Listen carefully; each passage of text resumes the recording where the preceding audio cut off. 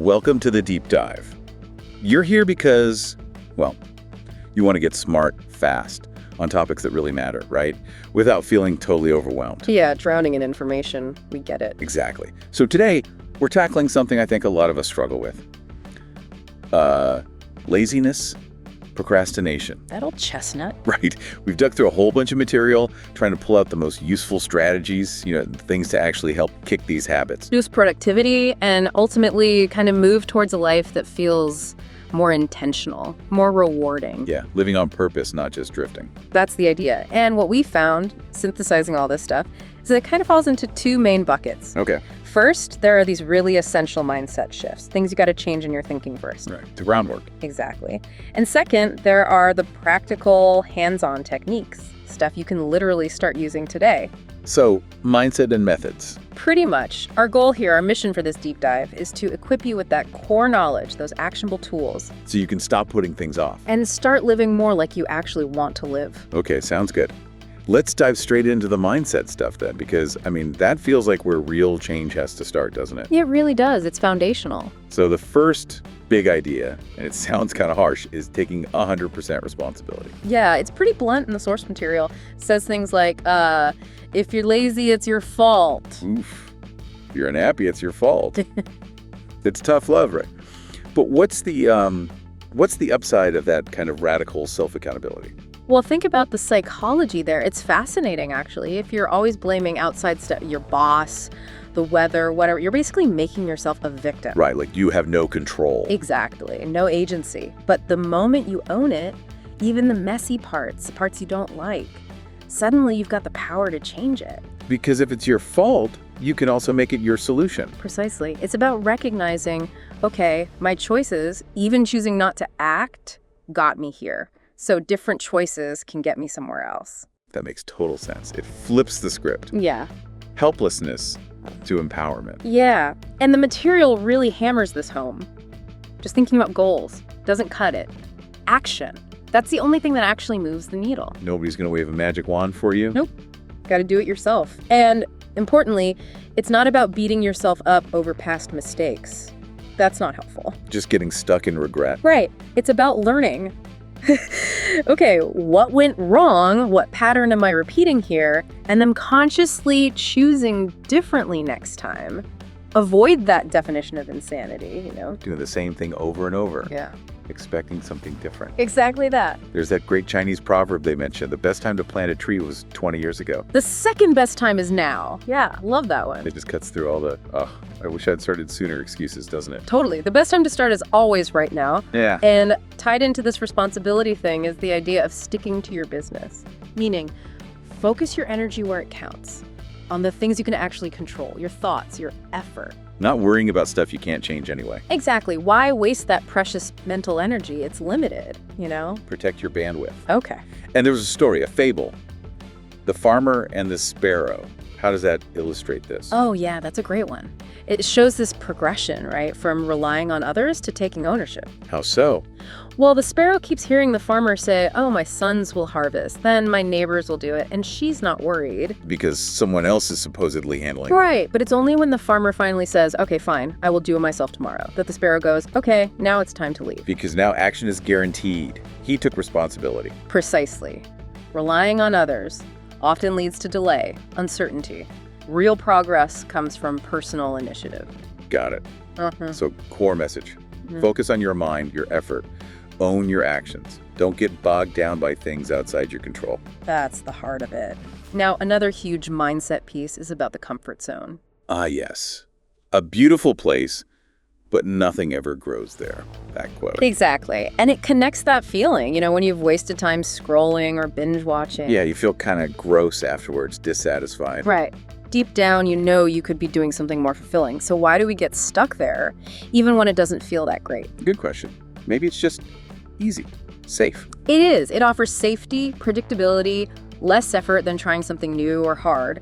But the material really stresses, you gotta act now. Jump on that initial spark of motivation before it fades. Don't let the energy dissipate. Yeah, and it points out, think about how good you feel after you finally do the thing you're putting off. Oh yeah, huge relief. sense of accomplishment. That feeling reinforces the action for next time. It builds momentum. It also says, when you do step out, keep it simple. Yeah. And act with urgency on the doing, not just dreaming about the result. Mentions Jeff Bezos's 70% information thing. Right. The idea there is don't wait until you know everything before you start, waiting for 100% certainty. That's analysis paralysis. You'll never start. Pretty much. Bezos reckons if you have about 70% of the info you think you need, that's often enough. Just go. Make the decision. Learn and adjust as you go. Exactly. You can course correct. Which links to thinking differently, right? If you're stuck in laziness, doing the same things won't magically change the outcome. Absolutely not. If your current habits lead to procrastination, you have to deliberately choose a different path, even if it feels weird at first. Break this cycle. Okay, moving on. Something really foundational for getting anywhere. Goal setting. And planning. Yep. Can't hit a target you can't see. The material stresses making goals clear, achievable, and crucially, time-bound. Why is that specificity so important? Like, lose 2 kilograms in 1 month versus just be healthy. Because be healthy is fuzzy. How do you know when you've done it? It's hard to track, hard to stay motivated. Whereas lose 2 kilograms in 1 month is concrete, measurable. Exactly. It gives you a clear target and a deadline, creates that necessary urgency, helps you prioritize what actions to take. And it mentions just the simple act of writing goals down, how that boosts motivation, makes it feel more real. It really does. Takes it from a vague thought floating in your head to a concrete intention on paper, like a mini contract with yourself. You don't need fancy apps, necessarily. Pen and paper works fine. Sometimes better. Keep it simple. The real problem with procrastinating isn't the tools, it's that internal battle, right? Knowing what you should do versus what you are doing. That lack of peace. Yeah, that nagging feeling. It also talks about long-term thinking, delaying gratification. The classic marshmallow test scenario. Pretty much. Resisting that easy, instant reward for something bigger later.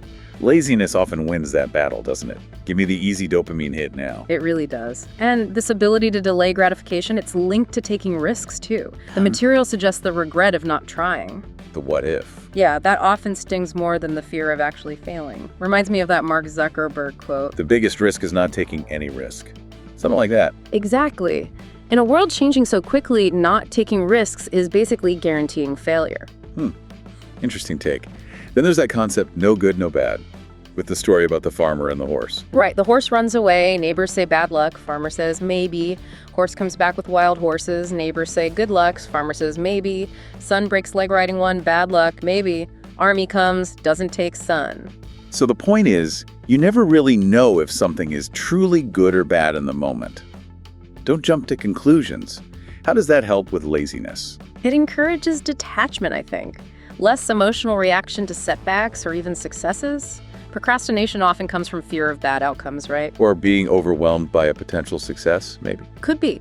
This perspective helps you just focus on the process, on taking the next step, without getting too hung up on judging every little event along the way.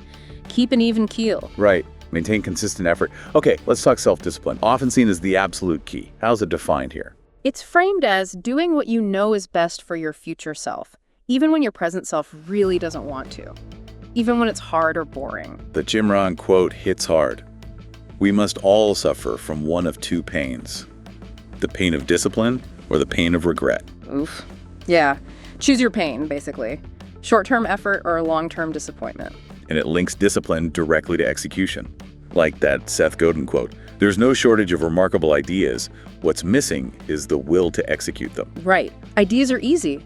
Doing the work, that takes discipline. And procrastination is positioned as the arch enemy of discipline. Totally. Fueled by all those excuses, I'll wait for the right time, I need to feel inspired first. But the material says The time will never be perfect. Stop waiting. Create the time. Start now. that do it now thing again. Picasso. Only put off until tomorrow what you are willing to die having left undone. Wow. Puts it in perspective, doesn't it? And forget quick hacks for discipline. No magic pills. Nope. It's about grinding it out, consistently doing the work, especially when you don't feel like it. Build the habit first, then worry about optimizing it. Okay.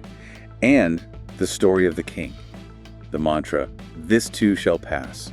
How does that relate? Resilience, that's the connection. When you're facing a tough task, feeling that urge to quit or delay, remembering this Feeling this difficulty, it's temporary, can help you push through. And on the flip side, when you succeed, Same thing. Don't get complacent. Enjoy the win, but know that's temporary too. Keep moving. It helps maintain that steady effort, that discipline through ups and downs. right, avoiding emotional highs and lows derailing you.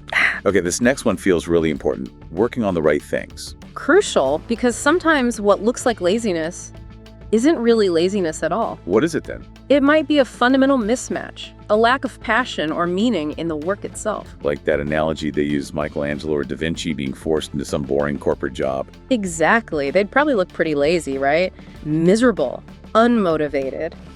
If your work doesn't connect with your values, your interests, it's a constant uphill battle against inertia. So the idea is find work you love and laziness kind of disappears.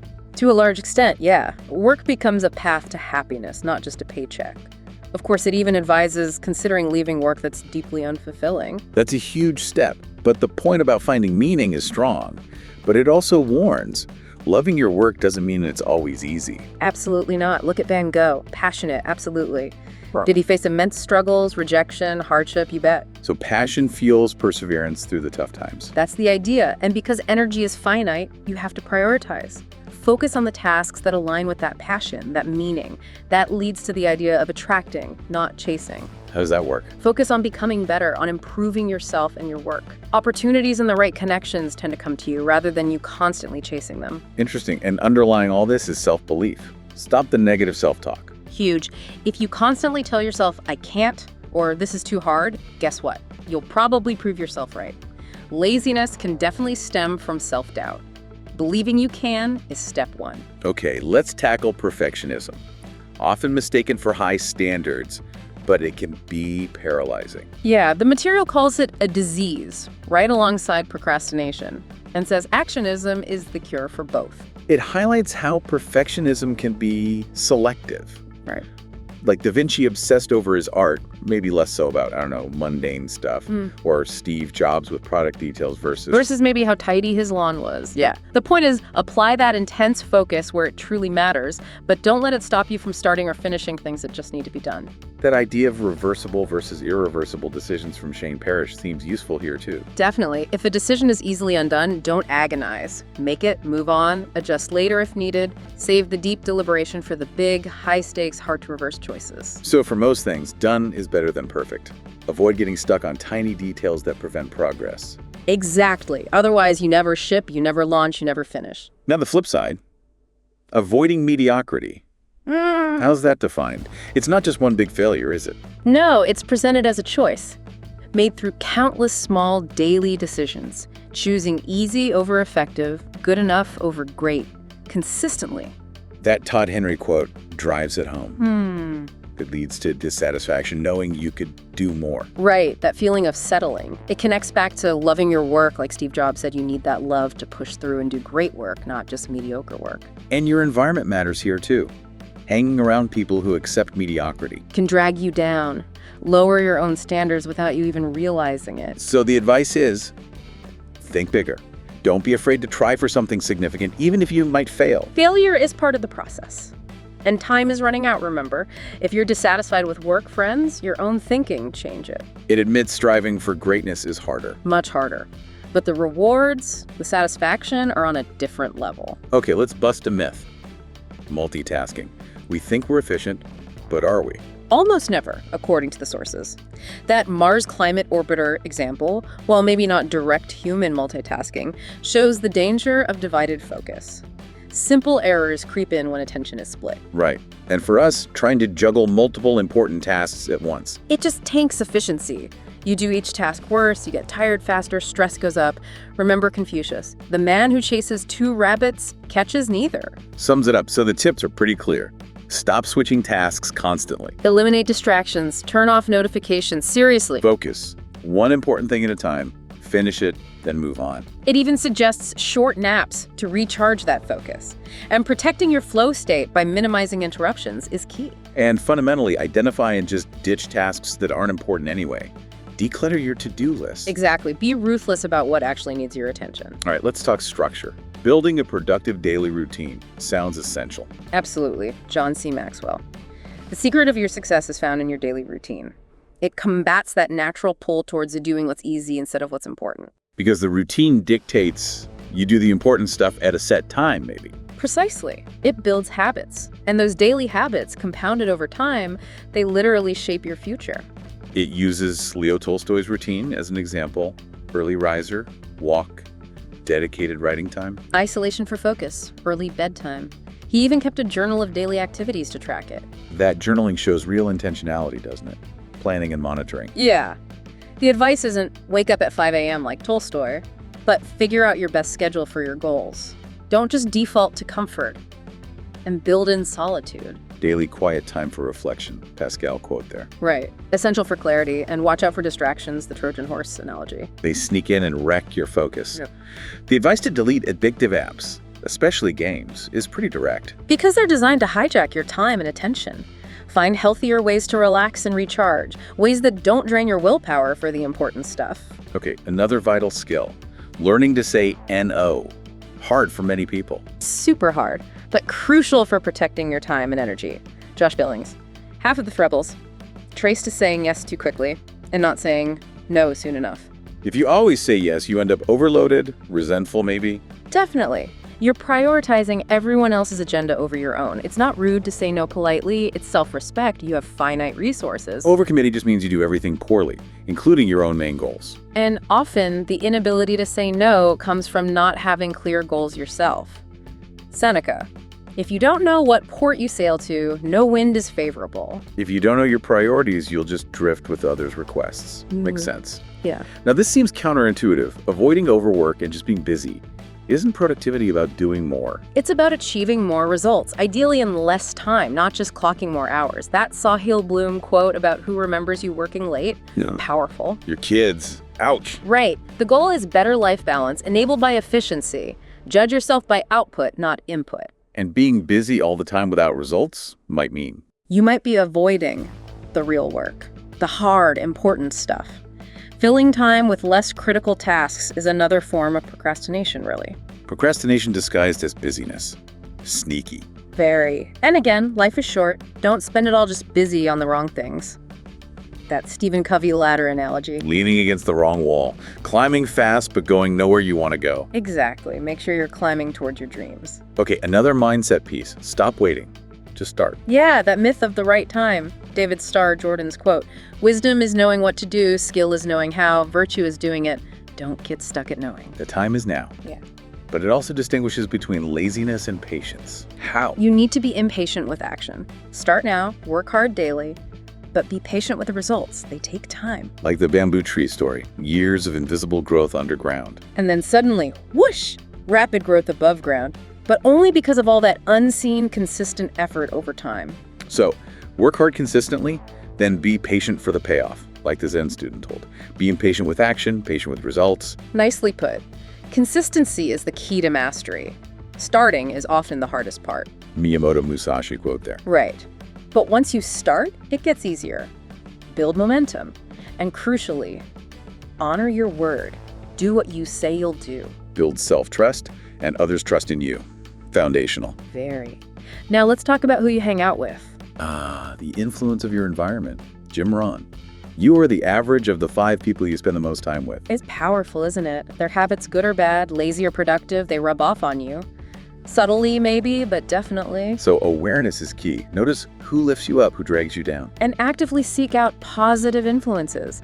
Their motivation can be contagious. Choose your circle wisely. They really do shape your life. The advice is quite blunt. If your circle isn't serving you, change it. Close the window to negative influences. And don't take advice from people whose lives you wouldn't actually want. That Alex Hormozy point. Makes sense, right? Yeah, why model yourself after someone whose results you don't admire? Live your life based on your values. Exactly. Don't live based on others' opinions. Okay, what about worry? How does that connect to laziness? Worry often fills the void left by inaction. Mark Twain. Most troubles never happened. It thrives when you're procrastinating. So action is the antidote. Largely, yes, and self-belief helps too. But the practical advice is, split worries into controllable and uncontrollable. If you can control it, act now. If you can't, Let it go. Dwelling on it is futile. Make that a rule for yourself. simple but effective. Okay, prioritizing the hard things. Doing the toughest task first. Like jumping into cold water, it won't get warmer if you wait. Tackle the beast first thing. We naturally avoid discomfort, so we put off the hard stuff, which leads to procrastination. Right. And remember that equation. Hard choices, easy life.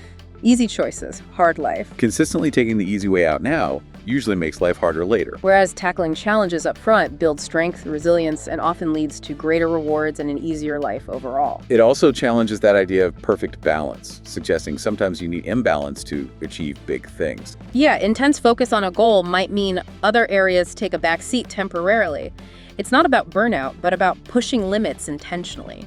Visualize that future self-regret from inaction versus satisfaction from hard work. Powerful motivator. Okay, delegation. Not trying to do everything yourself. Essential as you aim higher. John C. Yeah. Maxwell again. Do small things yourself. Delegate to do great things. Identify those low-value, time-sucking tasks. Things someone else could do, maybe 80% as well as you. Outsource them. Cleaning, errands, data entry, whatever frees you up for your high-impact work. Make a list, figure out the cost. Even if it's not done perfectly, the time gained is often worth it. Absolutely. Leverage others' time and skills. And finally, from mindset, learning effectively. Focus on useful skills that improve your life, not just learning for learning's sake. Be active, be urgent, like Charlie Munger aiming to be a learning machine. And read widely, but focus on comprehension over just speed reading. Fiction, nonfiction, history, philosophy, biographies. Learn from diverse sources. Great foundation. So now we shift gears into part 2, the practical stuff, actionable techniques. Right, the tools and tricks. That Benjamin E. Mays quote sets it up. The tragedy lies in having no goal to reach. Now we look at how to reach them. Exactly. First up, there's a list of 20 productivity tips. We've touched on many already through the mindset stuff. Yeah, things like planning the night before, writing goals down, single tasking, naps, saying no, delegation. Doing disliked tasks first, deadlines, focus, selective perfectionism, batching email checks, avoiding time-wasting meetings, and negative people. And that big one, doing work you love. It all ties together. Two big principles highlighted are the 80-20 rule. The Pareto principle. Yeah, roughly 20% of your actions yield 80% of your results. Find that critical 20% and focus your energy there. High-impact activities. Makes sense. Don't major in minor things. And the other is Parkinson's law. Work expands to fill the time available. So if you give yourself a week for a 2-day task, It'll probably take a week. Yeah. The trick is to set shorter, tighter deadlines to force efficiency and focus. use the law to your advantage. Okay, then we get these 8 Japanese techniques. Let's run through them. Ikigai. Finding your reason for being, that intersection of what you love, what you're good at, what the world needs, and what you can be paid for. Your purpose. Kaizen. Continuous small improvements. Focus on getting 1% better every day. Compounding gains. Hashem. Beginner's mind. Approach things with openness, curiosity, no ego, like you're seeing it for the first time. Hara Hachibu. Eat until you're 80% full. Avoid that food coma, the post-meal sluggishness that kills productivity. Hirenyoku. Forest bathing. Spending mindful time in nature.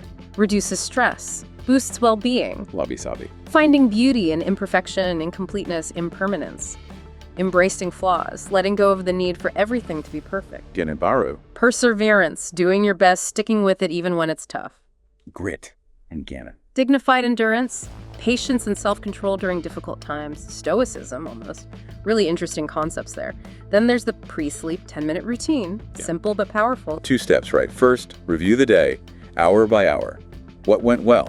Where did time get wasted? Yeah, quick reflection, build self-awareness. Second step. Plan tomorrow. Just a short, focused to-do list. So you wake up knowing your priorities, no morning fog deciding what to do, Sets you up for success, and that leads to the 3 arrows idea. which is about ruthless prioritization. From your list, pick the 3 absolute most important things for the day, your main targets. Focus all your best energy on hitting those 3 arrows. Cut the non-essential. Next, 10 tiny habits. Small things with big impact. Move your body. Eat well. Have purpose. Drink water, connect with loved ones, take risks, don't overload. No multitasking. Eliminate distractions. Have urgency. All sound familiar. Reinforcing earlier points in small, actionable ways. Exactly. Then the Pomodoro technique. Work in focus bursts, like 25 minutes, then a short break, maybe 5 minutes. Yeah, that's the classic setup, but you can adjust the timing. The key is focused work, then a real break. Prevents burnout, helps maintain concentration, and it celebrates getting into that enjoyable flow state. The 5-minute rule.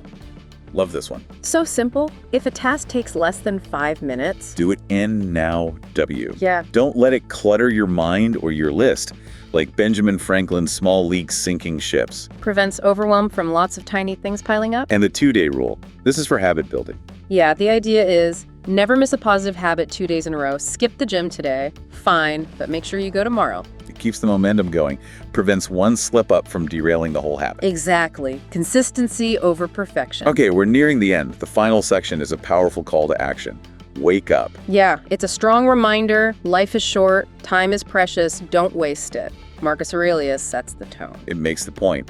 Keep doing what you're doing, you keep getting what you're getting. Change requires, well, change. Conscious choice. Yeah. Action. Now, in the present, not someday. It uses that stark example.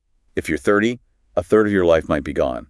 Creates urgency. Drop the excuses, the hindrances, ignore the haters, the negative opinions. That story of the father, son, and the donkey. Trying to please everyone and pleasing no one, looking foolish in the process. Right. You can't live your life based on pleasing the crowd. You have to live it for yourself. The final message is crystal clear. Time is running out. Start living. Powerful. It really is. So, wrapping up this whole deep dive, we've covered a ton. From those core mindset shifts, taking responsibility, escaping the comfort zone, all the way to very specific techniques like Pomodoro or the 5-minute rule. The big picture seems to be about taking conscious control. Your Yeah. thoughts, your actions, your time. Yeah. Moving towards a life that feels more productive, sure, but also more meaningful. Absolutely. And look, we threw a lot at you. The goal isn't to suddenly implement all 50 things tomorrow. That's overwhelming. Right. So the key now is probably, what? Pick one thing. Yeah, exactly. Reflect for a minute. What really resonated? What's one, maybe two takeaways that feel achievable for you right now? Start there. Small steps. Build momentum. Precisely. And maybe that leads us to the final thought we want to leave people with. Okay, let's hear it. Considering everything we've discussed, all these strategies for mindset and action, what's one small, concrete thing you can commit to doing today? Like right now or in the next hour? Something that moves you just one tiny step closer to the life you actually want. Yeah. This whole deep dive, it's about giving you the knowledge, the tools, the empowerment. But the next step, well, that's yours to take.